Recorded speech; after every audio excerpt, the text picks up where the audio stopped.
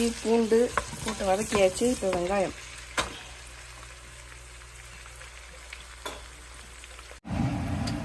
இது வந்து பாஸ்தா வேக வச்ச தண்ணி. இது பாஸ்தா வேக வச்ச தண்ணி கொஞ்சம் எடுத்து வச்சுக்கோங்க. பாஸ்தா வந்து ஒரு 8 நிமிஷம் பட்டர் போட்டு தண்ணியில் வேக வைக்கணும். வேக வச்சுட்டு பாஸ்தாவை தனியாக எடுத்து வச்சிடணும். எடுத்து வச்சுட்டு அந்த மிச்சம் தண்ணி இதில் கொஞ்சம் நம்ம வந்து வேகிறதுக்காக ஃப்ரை பண்ணுறதுக்காக நம்ம ஊற்றினோம்னா அந்த டேஸ்ட்டு சூப்பராக இருக்கும். இது வந்து டொமேட்டோ சாஸ்.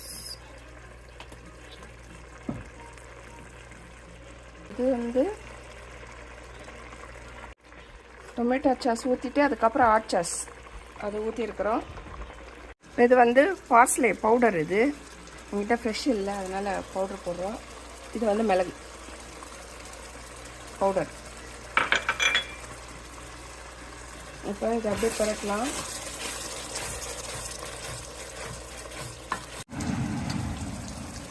இது வந்து சோயா சாஸ். இது ஒரு ஸ்பூன். இது வந்து இட்டாலியன் சீசனிங். இது ஒரு 2 ஸ்பூன். அப்படியே போட்டு பரட்ட வேண்டியதுதான்.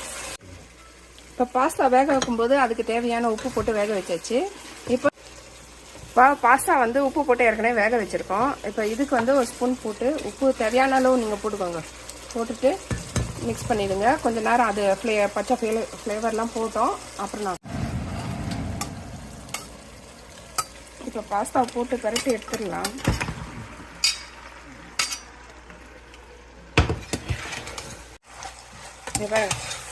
மசாலாலாம் ஜெல்லாகி பார்க்கும்போதே அப்படியே சூப்பராக நான் கூறுது. எடுத்து தட்டில் எடுத்து போட்டு சாப்பிடலாம்.